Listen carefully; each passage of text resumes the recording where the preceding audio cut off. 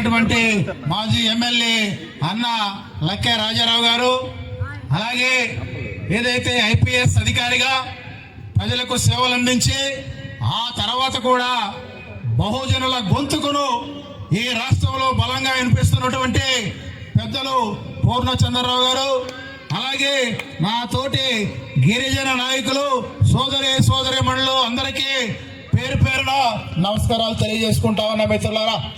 నా పేరు కల్లూరు పెంచలయ్య. నేను యానాదుల సంక్షేమ సంఘం రాష్ట్ర అధ్యక్షుడిగా పనిచేస్తా ఉన్నా మిత్రులారా. ఇప్పుడే మాట్లాడినటువంటి అన్న లక్కే రాజారావు అన్న ఏదైతే రాజ్యాధికారం యొక్క ఆవశ్యకత, మనకు ఏదైతే పాలకులు కుట్రలు చేస్తూ ఉన్నారో మనం ఏ విధంగా ముందుకెళ్ళాలి, అటు ఏజెన్సీ అయినా ఇటు మైదాన ప్రాంతం అయినా కలిసి ఏ విధంగా ముందుకెళ్తే మనం రాజ్యాంగాన్ని సాధించుకోగలం, రాజ్యాధికారం దిశగా అడుగులు వేయగలం అనేటువంటి విషయాలను అన్న చెప్పారు.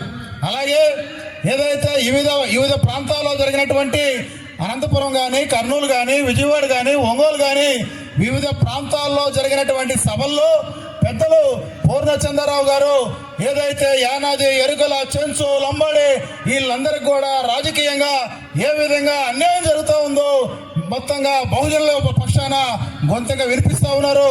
వాళ్ళందరికీ అన్నకి మైదాన ప్రాంత గిరిజనుల పక్షాన ప్రత్యేకంగా అభినందనలు, ధన్యవాదాలు తెలియజేస్తా ఉన్నాం మిత్రులారా. ఏదైతే మైదాన ప్రాంత గిరిజనులకు రాజ్యాధికారం ఇందాక అన్న ఒక సూచన చేశారు. ఏజెన్సీ మిత్రులు అలాగే మైదాన ప్రాంతంలో ఉండేటువంటి మిత్రులు కలిసి ముందుకు సాగితేనే ఏదైతే గిరిజనులుగా రాజ్యాధికారం వైపు ఆ దిశగా గిరిజనుల సమస్యల పరిష్కారానికి మనం పరిష్కరించుకోగలమని చెప్పి సూచన చేశారు మిత్రులారా. ఇందుకు ఉదాహరణగా ఒక విషయాన్ని నేను చెప్పదలుచుకున్నా. ఏదైతే జీవో నెంబర్ 3 ఏజెన్సీ ప్రాంతంలో 100% ఉద్యోగులకు 100% ఉద్యోగాలు అక్కడ ఉండేటువంటి గిరిజనులకే ఇవ్వాలని చెప్పి ఏదైతే గతంలో ప్రభుత్వము జీవో నెంబర్ 3ని తీసుకొస్తే ఏదైతే ఇటీవల సుప్రీంకోర్టు ఆ యొక్క జీవో నెంబర్ 3ని కొట్టివేసింది. ఆ రోజు మనం అందరం ఏమనుకున్నాం, అయ్యా జీవో నెంబర్ 3 ఏజెన్సీ ప్రాంతానికి సంబంధించింది, మైదాన ప్రాంతంలో ఉండేటువంటి గిరిజనులకు నష్టం జరగదని చెప్పి మనం ఆలోచన చేశాం. కానీ ఈరోజు ఆచరణ చూస్తూ ఉంటే ఈ రాష్ట్రంలో ఉండేటువంటి పాలకులు కానీ కొంతమంది కోన అధికారులు కానీ ఏదైతే ఏజెన్సీ ప్రాంతంలో కొట్టేసినటువంటి జీవో నెంబర్ 3ని బేస్ చేసుకొని ఇక్కడ గురుకులాల్లో కానీ లేకపోతే ఇక్కడ మన యొక్క ఎస్టీ సంస్థల్లో పనిచేస్తున్నటువంటి ఉద్యోగులకు కూడా మీకు 100% రిజర్వేషన్ వర్తించదని చెప్పి కోహన రాజకీయాలు చేస్తూ ఇక్కడ ఉండేటువంటి యానాది, ఎరుకల, చెంచులకు అన్యాయం చేస్తా ఉన్నారు. అది మనం ప్రశ్నిస్తే ఏజెన్సీలో 100% రిజర్వేషన్ ఉన్నటువంటి జీవో నెంబర్ 3 ప్రభుత్వం కొట్టేసింది కాబట్టి మైదాన ప్రాంతంలో ఉండేటువంటి యానాది, ఎరుకుల, లక్కల, చెంచు అలాగే శ్రీశైలంలో ఉండేటువంటి చెంచులకు ఈ యొక్క 100% రిజర్వేషన్లు వర్తించవని చెప్పి ఏ విధంగా లింక్ పెట్టి ఇక్కడ ద్రోహం చేస్తా ఉన్నారు. అందుకు అన్న చెప్పినటువంటి ఉదాహరణను నేను ఈ సందర్భంగా తెలియజేస్తూ ఏజెన్సీలో ఎక్కడ జరిగిన మొత్తంగా గిరిజనులకు నష్టం జరుగుతుంది. ఈ విషయాన్ని మనం అందరం కూడా అర్థం చేసుకోవాలని చెప్పి నేను ఈ సందర్భంగా తెలియజేస్తా ఉన్నా మిత్రులారా. అలాగే ఏదైతే మైదాన ప్రాంత రాజకీయ రిజర్వేషన్లు మనం మైదాన ప్రాంత రాజకీయ రిజర్వేషన్లు ఏ విధంగా సాధించుకోవాలి అనేటువంటి విషయాల మీద ఆలోచన చేస్తూ ఉన్నాం, చర్చ చేస్తూ ఉన్నాం. దానితో పాటు ఇప్పటికే స్థానిక సంస్థల్లో ఉన్నటువంటి రిజర్వేషన్లు ఆ యొక్క రిజర్వేషన్లు ఏ విధంగా అబాస్ పాలవుతా ఉన్నాయి, వాటిని ఏ విధంగా కాపాడుకోవాలి అనేటువంటి విషయం మీద కూడా చర్చ జరగాలి. ఉదాహరణకి ఈ నెల్లూరు జిల్లాలో 106 మంది సర్పంచులు ఉన్నారు. 106 మంది సర్పంచులు ఉన్నారు, 5 ఎంపీపీలు ఉన్నారు, 6 జడ్పీటీసీలు ఉన్నారు, 230 మంది ఎంపీటీసీలు ఉన్నారు. కానీ వీళ్ళందరూ కూడా సర్పంచ్ అంటే ఎక్కువ మందికి తెలియదు, ఎంపీటీసీ అంటే వాళ్ళకి ఏంటో తెలియదు. వీళ్ళందరూ కూడా అలంకార ప్రాయులుగా ఉంటూ డాక్టర్ బిఆర్ అంబేద్కర్ గారు ఇచ్చినటువంటి రాజ్యాంగాన్ని అపహాస్యం పాలు చేస్తూ ఉన్నారు పాలకులు. అందుకని మనం ఏదైతే స్థానిక సంస్థల్లో మనకు జరుగుతున్నటువంటి నష్టం మీద గిరిజనుల్ని చైతన్యపరుస్తూనే మైదాన ప్రాంతంలో రావాల్సినటువంటి రాజకీయ రిజర్వేషన్ల మీద పోరాటం చేయాలని చెప్పి నేను ఈ సందర్భంగా వేదిక మీద నాయకులందరినీ పెద్దలందరూ కూడా విజ్ఞప్తి చేస్తా ఉన్నా మిత్రులారా.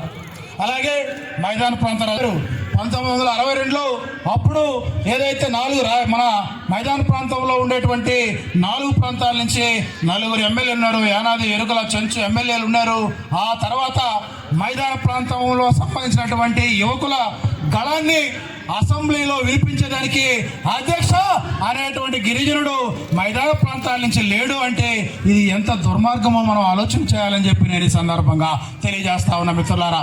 దీనికి కారణం ఏదైతే డాక్టర్ బాబాసాహెబ్ అంబేద్కర్ గారు ఎస్సీలకి ఎస్టీలకు కలిపి ఒకే రాజ్యాంగాన్ని రాశారు, ఒకే రిజర్వేషన్లు రాశారు.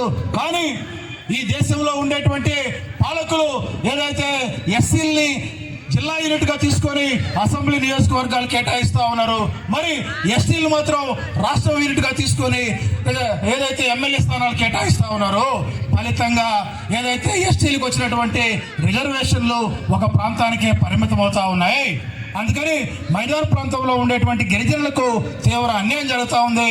అందుకని ప్రస్తుతం జరుగుతున్నటువంటి త్వరలో జరగబోయేటువంటి నియోజకవర్గాల పునర్విభజనలో ఖచ్చితంగా ఎస్టీలను కూడా జిల్లా యూనిట్గా తీసుకొని నియోజకవర్గాలు కేటాయిస్తే ఈ మైదాన ప్రాంతంలో ఉండేటువంటి 10 జిల్లాల్లో 8 జిల్లాల్లో అన్ని ప్రాంతాల నుంచి కూడా గిరిజన ఎమ్మెల్యేలు వస్తారు. గిరిజన యొక్క ప్రాతినిధ్యం పెరుగుతుంది. ఏదైతే ఎక్కువ ఎమ్మెల్యేలందరూ కూడా అసెంబ్లీలో గిరిజన సమస్యల మీద గళమెత్తితే మైదాన ప్రాంతంలో ఉండేటువంటి గిరిజనుల సమస్యలు పరిష్కారం అవుతాయని చెప్పి ఆ దిశగా మనం ఖచ్చితంగా దాన్ని సాధిస్తే ఖచ్చితంగా జిల్లాకు ఒక గిరిజన ఎమ్మెల్యే వస్తారు. అట్లా కాకుండా ప్రస్తుతం జరుగుతున్నటువంటి నియోజకవర్గాల పునర్విభజన అదేదో జరుగుతుంది, మనకి మైదాన ప్రాంతంలో 9, 8 స్థానాలు వస్తాయని చెప్పి అనుకుంటే అవి కూడా కొన్ని ప్రాంతాలకే పరిమితమైనటువంటి అవకాశం ఉంది. ఈ రోజు రేపు జరగబోయేటువంటి నియోజకవర్గాల పునర్విభజనలో 263 అసెంబ్లీ స్థానాలు పెరిగితే ఖచ్చితంగా అందులో మనకి ఎస్టీలకి 16 వరకు రావాలి. 16 వరకు రావాలంటే ఇప్పుడు ఏజెన్సీ ప్రాంతంలో 7 ఉన్నాయి. మిగతా ఉండేటువంటి 8 కానీ 9 కానీ ఒక ప్రాంతాలకు ఒక ఏరియాకు పరిమితం కాకుండా మైదాన ప్రాంతంలో ఉండేటువంటి అన్ని జిల్లాలకు అన్ని గిరిజన తెగలకు సమన్వయం జరగాలంటే జిల్లా యూనిట్గానే నియోజకవర్గాల పునర్విభజన జరగాలి. ఆ దిశగా పెద్దలు ఆలోచన చేసి దీని మీద అవసరమైతే చెలో ఢిల్లీకైనా పిలిపించి పార్లమెంట్లో బిల్లు పెట్టి ఆ దిశగా ప్రయత్నం చేయాలి. గత ఏదైతే 2008లో జరిగినటువంటి నియోజకవర్గాల పునర్విభజనలో ఇదే చర్చ జరిగిన సందర్భంలో ఏదైతే గిరిజన పెద్దలు కొంతమంది గౌరవ సుప్రీంకోర్టును ఆశ్రయించారు. గౌరవ సుప్రీంకోర్టును ఆశ్రయిస్తే గౌరవ సుప్రీంకోర్టు మరి ఆ తర్వాత జరిగేటువంటి నియోజకవర్గాల పునర్విభజనలో జిల్లా యూనిట్గా ఎస్టీలు తీసుకోమని సూచన చేసి ఉంది. ఆ దిశగా కూడా ఆలోచన చేయాలని చెప్పి నేను ఈ సందర్భంగా విజ్ఞప్తి చేస్తా ఉన్నా మిత్రులారా. అందుకని ఏదైతే మనకి మైదాన ప్రాంతంలో రాజకీయ రిజర్వేషన్ రావాలంటే ఇదొక్కటే మార్గం. ఆ దిశగా మనం ఆలోచన చేయాలి. అలాగే ఏదైతే మైదాన ప్రాంతంలో ఉండేటువంటి